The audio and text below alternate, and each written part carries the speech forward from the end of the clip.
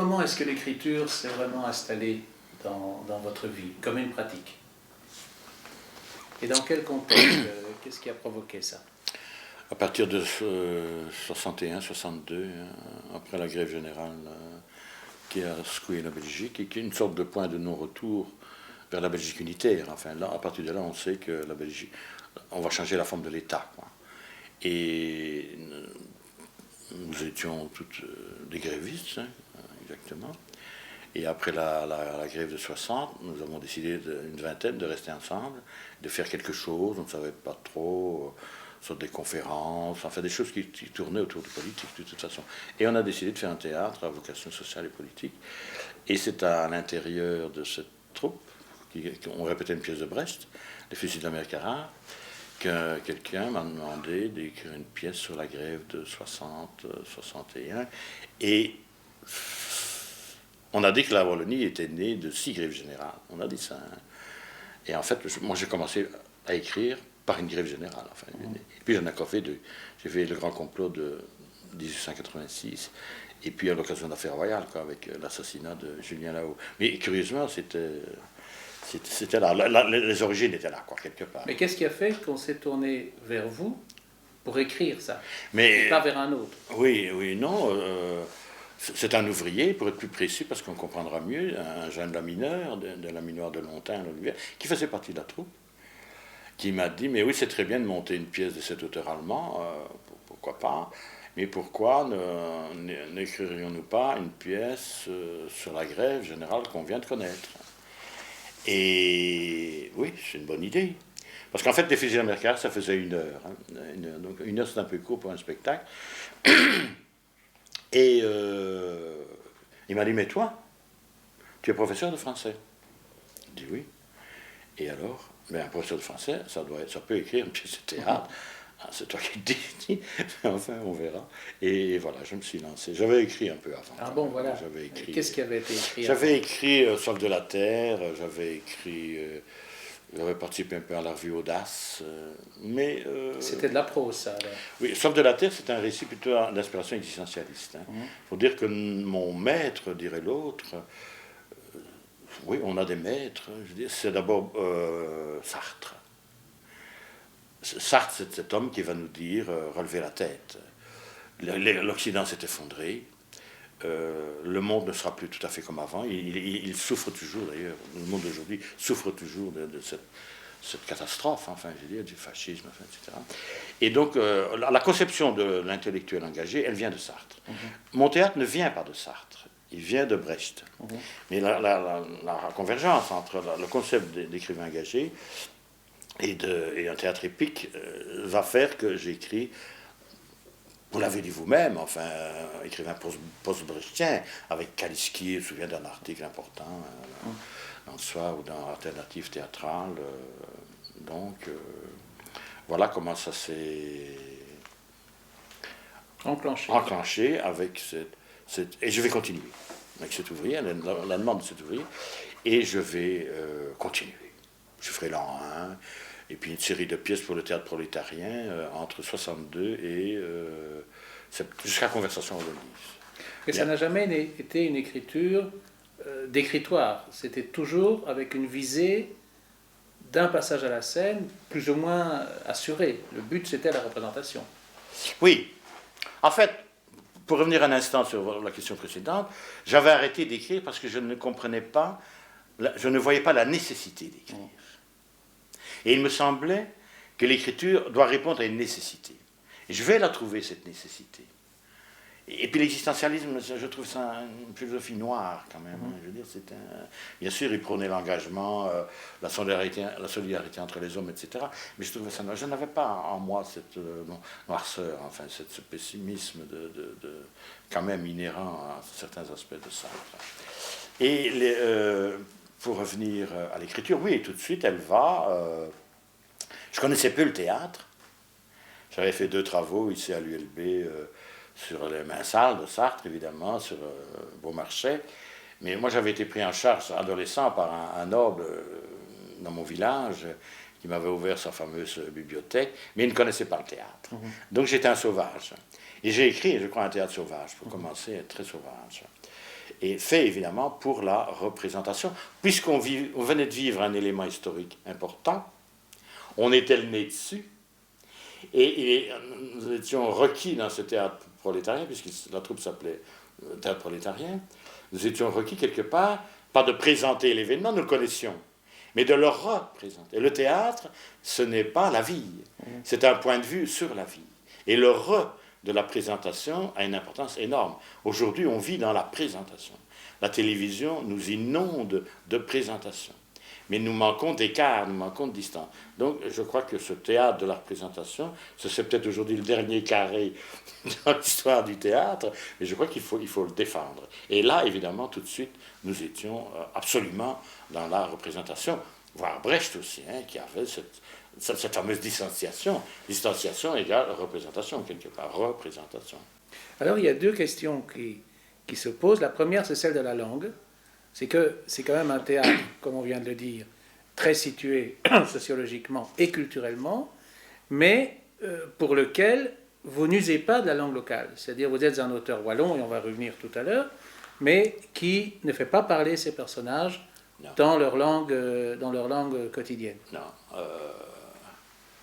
Par exemple, le dialecte, je ne connais pas.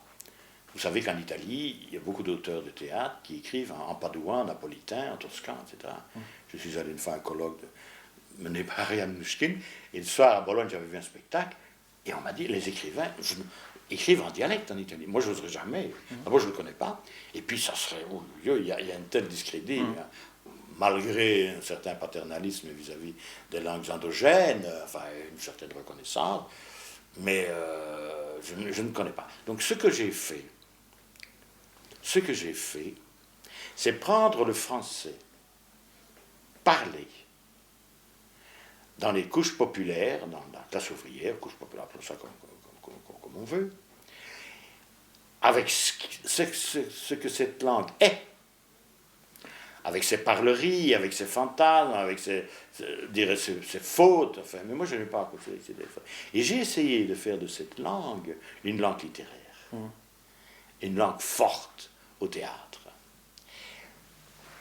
Et le secret, c'est que la langue mince, pauvre, qui est parlée par le prolétariat, elle devient extrêmement forte quand elle cache ou qu'elle découvre l'exploitation et la misère de la plus grande couche sociale de la société. Car encore et toujours, peut-être plus que jamais, c'est dans cette classe, ou cette couche, parce que maintenant les termes ont changé, qu'est concentrée la plus grande souffrance humaine. C'est d'ailleurs pour ça que j'étais, et que je suis toujours un homme de gauche, c'est parce que nous pensions, alors il y a 40 ans, que d'une manière radicale, cette couche-là allait prendre la souffrance comme levier pour changer la société. C'est ça le communisme. Moi, je n'ai pas été inscrit au Parti communiste, mais c'est ça le communisme.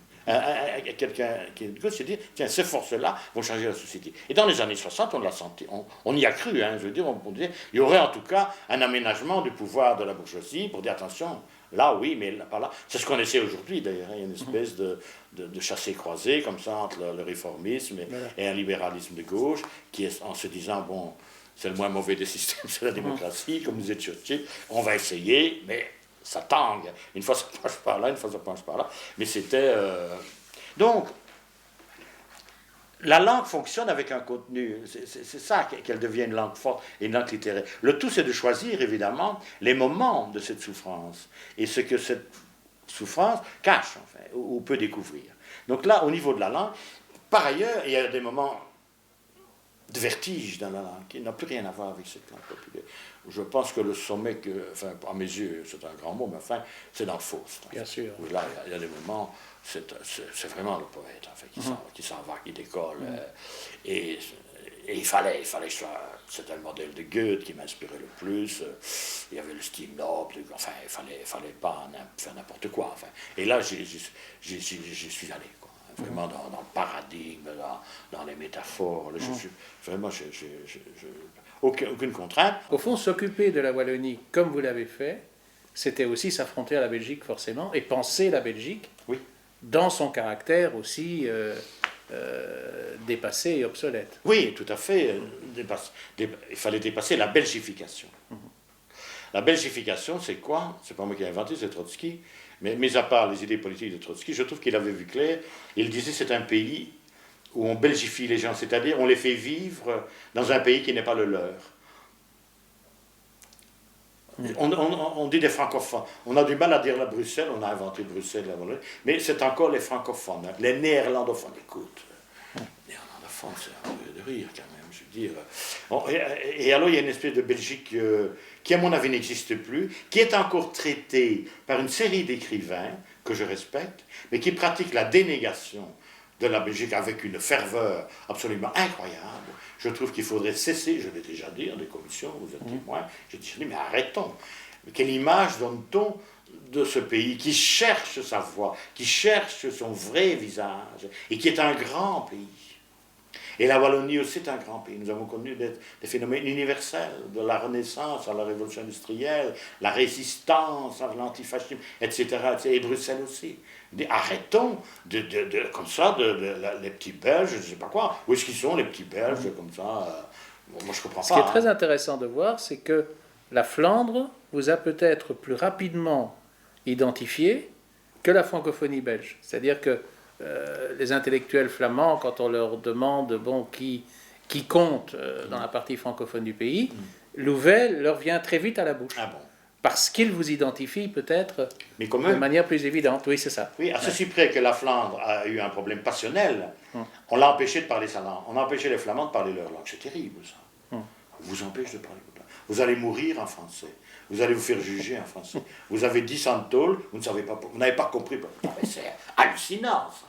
Hallucinant, ça. Donc, ce peuple-là, qui a vécu dans une humiliation et qui n'en est pas sorti, d'après ce que je sais, il y a encore pas mal, moins que rien, moins que des chiens. Il y a une expression en flamand, je ne sais pas très bien. Mais je dis, mais c'est pas vrai. Ils sont riches. C'est une des régions les plus riches du monde, en fait, etc. Il y a encore. Donc, il ne faut pas demander, comme la blessure a été profonde. Je dirais. Nous n'avons pas eu ça.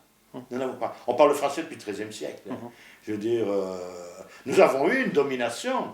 Nous avons eu un pouvoir hégémonique, et ce n'est même pas les Français qui le voulaient, de la culture française en Wallonie, qui était une bonne chose, la culture française, comme la culture grecque, latine. La Wallonie avait sauvé l'héritage européen, gréco-latin, et la culture française, mais c'est une arme à double tranchant. Il y avait un effet d'émancipation dans la culture française, je parle du 18e, les grands réalistes du 19e, on ne va pas raconter l'histoire de la culture française ici, mais il y avait un effet pervers. Étant donné que nous n'avions pas droit à notre culture. Que ce soit la culture populaire, que j'avais vécue dans un milieu de mineurs et de verriers, où il y avait un rapport aux plantes, aux astres, au deuil, à la mort, au sexe, à l'outillage. Il y avait de la naissance à la mort. Il y avait une culture populaire que des gens comme Jean Tousseul, Hubert Krins, Garnier, plein d'écrivains du prolétarien auprès du peuple avaient traité et qu'on n'enseignait pas. Ni d'ailleurs, je l'ai dit tout à l'heure, la culture cultivée, c'est-à-dire du prince de Ligne au plus contemporain.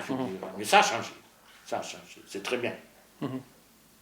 Et ce rapport au théâtre, il reste absolument ancré. C'est-à-dire, vous êtes un écrivain de théâtre. Oui. On ne peut pas dire un écrivain généraliste, vous êtes un homme de théâtre pour qui l'expression passe par le théâtre. Oui. Et à une époque où la question même de la survie du théâtre, tu sais, c'était une vieille interrogation, revient sans arrêt d'actualité, vous demeurez absolument imprégné de cette certitude de la prégnance du théâtre. Je crois qu'on est déterminé à être ceci ou cela. Moi, je crois que j'ai été déterminé à écrire pour le théâtre. Pour deux raisons. Parce que mon premier rapport à la langue, mais assez inscrit en moi, c'est l'oralité. Et tout vient de l'enfance et de la mère. Ne cherchez pas un écrivain, en général, allez de ce côté-là, vous allez trouver beaucoup de choses. Et dans la mesure où on peut comprendre pourquoi on n'est pas romancier ou essayiste, parce qu'on m'a souvent posé la question, ou bien poète, enfin, parce qu'il y a un peu de tout ça dans une pièce de théâtre, de toutes ces structures, je pense que, enfant, comme mon père était mineur, que ma mère était partie, et que je parlais tout seul, ah oui, parce que sans doute j'avais peur, j'étais armé d'ailleurs, mon père, parce qu'un enfant, ça fait seul dans une maison, même si c'était des communautés villageoises, c'était relativement sûr à l'époque. Donc j'ai eu un premier rapport à l'oralité. Et je n'ai jamais, comment dirais-je, l'enfant parle, et si un enfant est placé dans un contexte de grande injustice ou de grande souffrance, sa mère part. Bien, enfin bien, c'est comme ça. Ah, demain, tu ne la vois plus, elle part. L'enfant a une souffrance, et vous savez qu'il y a un rapport entre l'écriture et le meurtre. L'enfant dit, je vais te tuer. Attention, il joue, mais un jour, on ne sait jamais, il pourrait passer à l'action. Ça a été, je ne crois pas que c'était un fantasme, ça a été longtemps une réalité. Cette espèce de crainte, comme ça, de quelque chose qui déborderait méchamment l'écriture théâtrale. Et puis, il y avait le regard. J'étais un enfant dit du peuple, dans une communauté où tout le monde me regardait comme un phénomène. Parce que j'étais en gréco-latine à l'Athénée royal de Namur en 1946, ce qui était tout à fait exceptionnel. Mais je ne me sentais pas un phénomène. Absolument pas. J'étudiais tout à fait normalement. Et la conjonction de l'oralité sous haute surveillance psychique, ne jamais oser arrêter d'écrire, et le jeu du regard, c'est-à-dire que sur une scène de théâtre, vous placez un univers, comme on va créer un univers sur la scène. Cet univers-là, il est regardé par la salle. Donc c'est la même structure que l'enfant qui est regardé par la communauté. Mais de vous regarder, vous renvoyez le regard. Vous comprenez? Il y a ce jeu dialectique entre une oralité et une voix de souffrance qui s'exprime, qui est une expiration. Ce n'est pas l'inspiration, c'est une expiration. C'est un souffle qui va s'emparer de la langue et faire sa langue et dénoncer un monde. En fait. Les trois, le souffle, la langue, le regard, etc. Rapidement, je viens de vous décrire, fait que j'étais destiné en 1946 à devenir un auteur dramatique dans la Belgique. Et vous l'êtes plus que jamais. Et je le suis plus que jamais.